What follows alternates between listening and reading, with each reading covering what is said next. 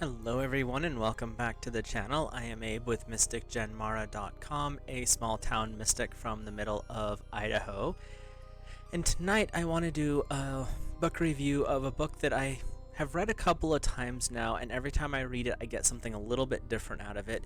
And it's not your typical book. It is an autobiography of a man who's still alive and kicking today. And he is one of the most interesting people as far as modern day that I have researched or looked into at all. His name is Lon Milo DuQuette. The book is called My Life with the Spirits.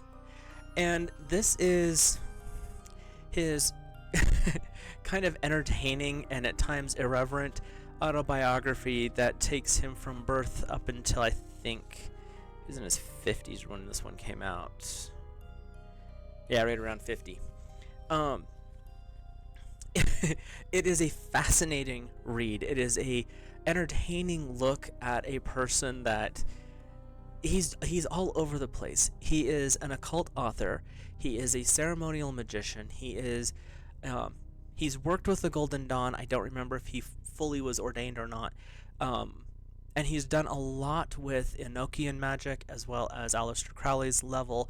He is a musician, which it just keeps going. Like the list of what he can do is amazing.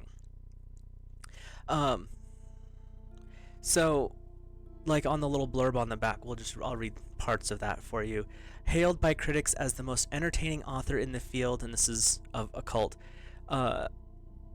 and one of the most widely respected members of the magical community, Lon Milo DuQuette gently draws you into an introspective world of modern magic, tickles you with hilarious observations and self-deprecating confessions, then, often in the same paragraph, slams you in the heart with breathtaking profundities. This book is a rare glimpse into the fascinating, sometimes terrifying, sometimes hilarious world of a modern ceremonial magician. And he just has a sense of humor about how he writes, and it bleeds over even if you ever look into him further beyond this particular little text. His stuff is very straightforward, point of fact, but he adds just a little bit of humor to everything. I've read a lot of his work, and he's fascinating as far as that.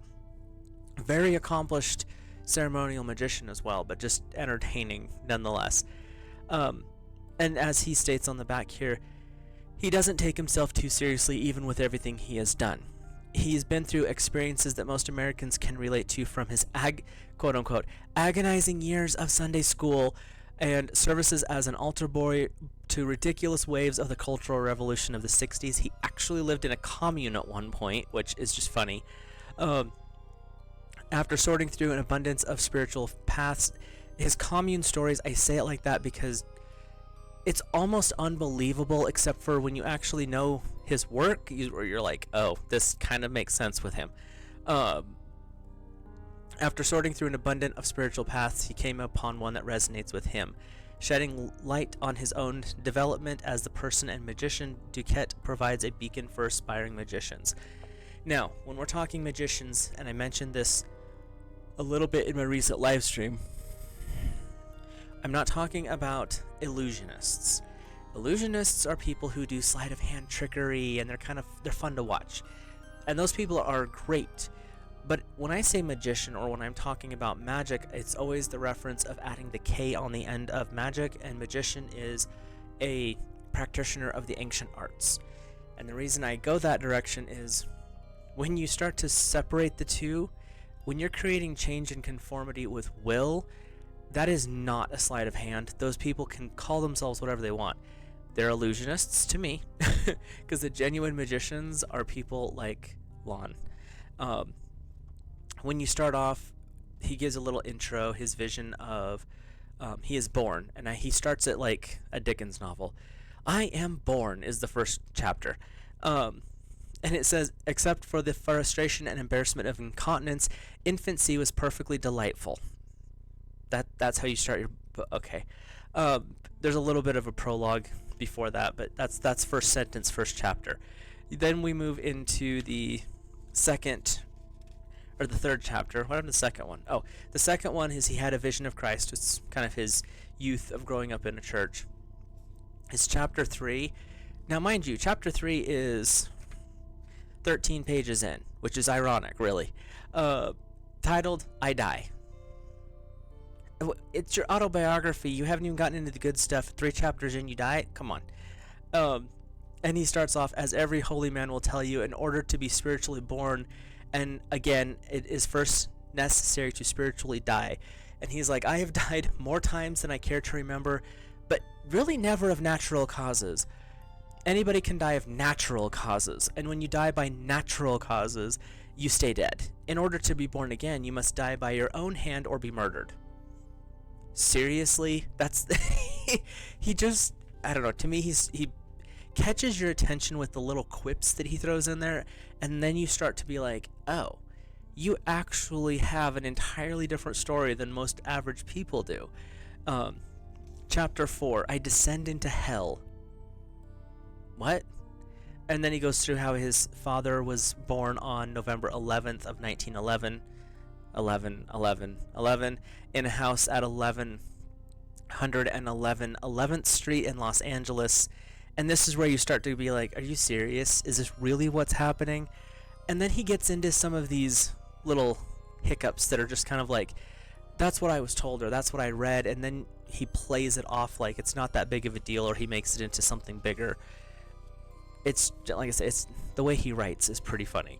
Chapter 5, and then he's an altar boy in church, and then we'll skip ahead a few chapters here.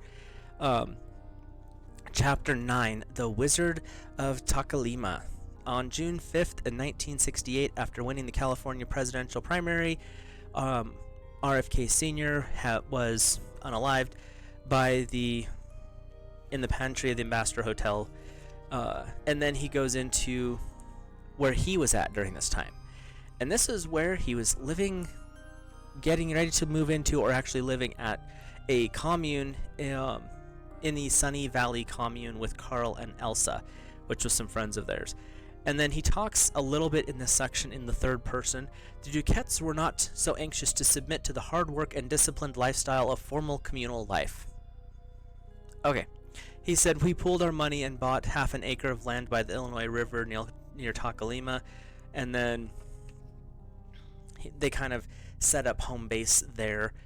But then he goes through kind of how he met some different healers, how he really started burying himself deep into natural healing, and at one point he accidentally, one of his friends raised Siamese cats. I won't get into too much detail, and he at some point didn't notice he was wearing boots and accidentally stepped on a kitten, and then this other person calls him, you big oaf, bring it here.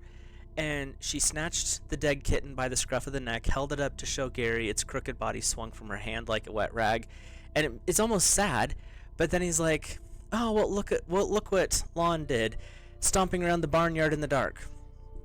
And of course, Lon's babbling apologies for like a minute here, and then he takes the kitten and he puts it in his hand and he starts to revive the cat. And he held the kitten in the palm of his hand, used his right hand to trace certain patterns over the body. They don't go into detail about that. And after about 10 minutes of working energy or magic, depending on how you want to look at it, the kitten let out a blood-curdling cry, opened his eyes, and popped off of his lap. There's more to that story, but that's the kind of stuff that Lon has been involved in over the years, where it's like, there's the skeptic in me is like, that didn't happen, but then there's the magician in me that's like, there was back in the day they used to do things like this all the time, which is not untrue. Then he gets into his rock and roll Rosicrucian, chapter 10, and this is when he meets different rock and roll artists. He's open for some various groups over the years. He's got to play as a guest on a few bands as well. He sees his father's ghost. There is an initiation that he goes through in the OTO. He actually, if you've watched some of my previous videos, we've talked about Grady McMurdy. He actually was in the OTO at one point with Grady. His wife Constance and Lon Milo were all together at that point. So there's a lot, like I said, there's just so much about this man that's fascinating, and he's met a lot of the big people in the occult, and he does like Crowley did, but and he comments, "I'm not as skilled as Crowley as an artist." He puts in images that he draws. And it's like him sitting in front of in a circle with his spell book, the magician symbol above his head, writing in his journals and spells. He has various tables that he's used over the years, or some he's developed over the time. Where are we at here? But then he goes through, and he had met through Grady McMurdy, Israel Regardie, and excuse me, in early 1980, he says, "I secured a comfortable position in a laboratory as a laboratory technician," because he's got this weird scientific bent, which when you read through his work, there's so much detail, but he brings it forward in a simple enough way that most people can understand it if you have a baseline in metaphysics or the occult. If you're picking up totally green, start with this book, because this will give you an idea of what you're walking into. He says, "I was lucky to work for a dear woman who is fascinated with my quote-unquote extracurricular magical activities." I could only imagine what he told her. One morning she burst into the lab and gushed, "Lon, pick up the line. It's Dr. Regardie. He wants to speak to Bishop DuQuette." Well, obviously he was being needed for something. And he goes through a little bit of Israel Regardie, how he was tied to Crowley, how he was working with Grady McMurdy, and all of that. And then he goes into, what does Regardie need? Regardie actually needed his help working with another client of his that he could not physically get to, but it just happened that DuQuette was close enough to help with this, and there was a bit of an exorcism. And just so we're all clear, the Catholics do not hold the rights to exorcism. The exorcism rights that they use were actually borrowed from other cultures and tweaked, which is fine. Everyone's done that over the years, but they're not the only exorcists out there. But then after that, he goes through and he always does a little postscript of any of the intense stuff, like an exorcism of Garcon, a postscript. So it's a way to kind of tie things up, make sure everyone knows this is what happened, this is how things turned out, which I appreciate in this type of work. And then he goes through, because by this point, this was in the 80s, he'd already been through Regardie, or some of Regardie's work. He'd worked with Grady McMurdy, he was in the OTO. Magic was not a foreign concept to him by any stretch. In chapter 20, though, he takes from being in just a normal lodge doing his thing, he ups the ante a little bit. And he's got some other works that I will go over later, more specific to this when we get into this circle. And that is, chapter 20 is Enochian Spirit's First Worshipper Friendly Visit. That's the title. This is where he starts to kind of dip his toes in the water with Enochian magic. Enochian magic, big warning right here, don't play with that. That is something that even advanced ceremonial and mystic magicians or occultists use with caution, because it is such an unknown, and I want to talk about that as a series. I have some plans for that, but right now, read what he talks about it. He makes it kind of funny, implies the seriousness of it. It's not something that you just pick up. That one is, and I don't say this often, but that one in particular is extremely risky at best. Not for the beginner. So start with something simpler like, witchcraft. But he ends up meeting the diabolist Jason Black, who doesn't ever let his face, I've never seen his face, but he's kind of a darker person in the occult world. But he goes through and starts to understand the Gems from the Equinox, which is a collection of all of Aleister Crowley's rituals and works from his magazine that he published, which was called the Equinoxes, or the Equinox. And he starts to dig into the people who founded or developed, came up with is a better term, Enochian magic. And he goes through and he starts to build different aspects of his temple for the Enochian part. Then he breaks it down and starts to really dig into the classes that he wanted to do, started to practice a little bit more with it, which is great. But as I've said, and he talks about this, there are certain aspects of ceremonial magic in general that most people aren't aware of until they're involved in it. And they are things that, for the most part, when you start down that path, you don't talk about. You keep your mouth shut, your head down, because of the risks that can be associated with people knowing what you're doing. It's not a big popularity contest here. And he really talks about that a lot in his Enochian section. And there's like 3 chapters of that. And then he goes into, and I have to say, I don't remember the years of this one. I think it was in the early 90s when this particular one happened. He has used the different ceremonial grimoires over the years, one of which is the Goetia.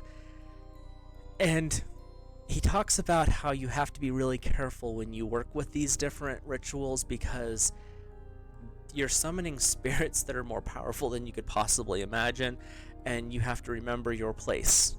Yes, you are doing this, but you are doing this with certain protections set up. Working this type of work, and he talks about it, and I'm telling you as well, from my research and studies, you don't walk into these. This is not something you pick up a book one time and you're like, I'm going to experiment. Don't. And he gives a little excerpt in here about why. He'd been working with the ceremonial and the ritual summonings for a while at this point, like 10 years or something. But in chapter 24, it's called The Curse of Belial, and it, in parentheses, never share a fiend with a friend. It goes through what happens when someone who is not ready to start the process themselves, but they know that he does, and so he, oh yeah, totally, I'll summon someone for you, and we can do this distance part of it, and you can get the benefit from it, and all this, which sounds great if you're working energy healing, not when you're dealing with spirits. And he talks about why that's not the best option to do, because yes, the other person got the benefit, but when you work with certain nefarious, we'll go with, entities, there's a backlash that occurs. And the other person got the benefit, Lon got the backlash. So and he talks about it, and he's funny, he talks kind of like ha ha ha through the chapter, but he also emphasizes the seriousness of what was going on. Like, yeah, there's some funny ha-has here, but this is what was the risk that was happening. It's not something you just randomly hop into. And that's kind of the point of this, is my life with the spirits, in my mind, it should have been called My Adventures into the Occult, because it's such a variety that he talks about in here. He talks about some of the other goetic spirits that he works with, getting attacked by a ghost. And then I think it's the last chapter. Yeah. The last chapter is how to end an autobiography without dying. Because most people write their autobiography and shortly thereafter pass away. Happy note, he's still alive and kicking at 75 at the date of this video. And when he published this book, he just turned 50. And does he see himself as a holy man? In his mind, he sees himself as a scientist, as an experimenter, because he wants to understand, he wants to learn, he wants to know, and he's done some interestingly crazy at times things, but overall, if you kind of want to get an idea of the people over the years that have been involved, because everyone looks at people like Crowley and Rigardi and especially from the ceremonial world, and S.L. McGregor Mathers and Walcott and all of them, Westcott, and they look very serious, very stoic, very, we don't laugh, we don't have fun, and you don't hear about the other side of these people. Lon brings that out. He is, in my mind, he's on the same par as some of these people. He's used a lot of their stuff, he's experimented, he's kind of developed his own style to a point. He also talks about you don't have to go out and spend fortunes on ritual tools. If you're really dedicated, you can start to use things from everyday life to do, as long as they're set aside. You don't use your common kitchen knife for ceremonial magic. Well, like you can with certain Wicca and witchcraft rituals. When you're working with this, you're working on a different level, and that's what he also talks about a little bit in this book, and then he talks in his other works as well. He's very straightforward with how he comes across. He's very open and honest about the good things and the mistakes. He doesn't hide any of that, which is nice when you're reading an autobiography of someone who's been doing this type of stuff. The only other person I can say is similar, not with the humor part, but with the honesty aspect, and I've already talked about him, and that was Israel Regardie.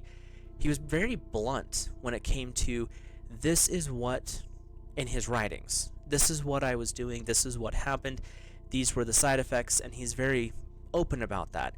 Now, when you when you read other people's work or you watch old interviews of people who knew Regardie, he had a wild sense of humor.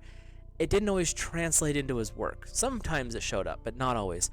But with Lon Milo, every chapter you'll find something to chuckle at. Some you'll find stuff that makes you kind of sad, almost tearjerker style.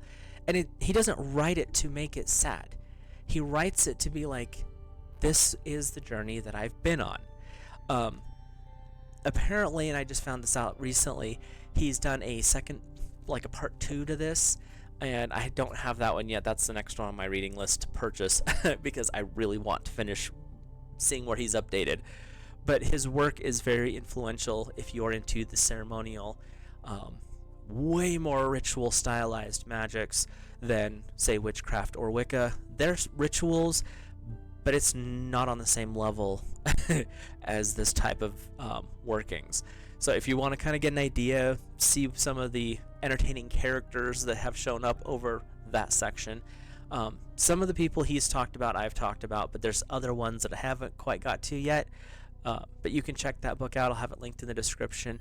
And if you're new here, hit that subscribe button, drop a like on the video, and comment down below. Let me know, have you read My Life with the Spirits or anything else that Lon has written? If so, what were your thoughts? How did it kind of impact you? Some questions to maybe get things stirred up a little bit in the comments. With that, I will let you guys go. Have a great rest of your week.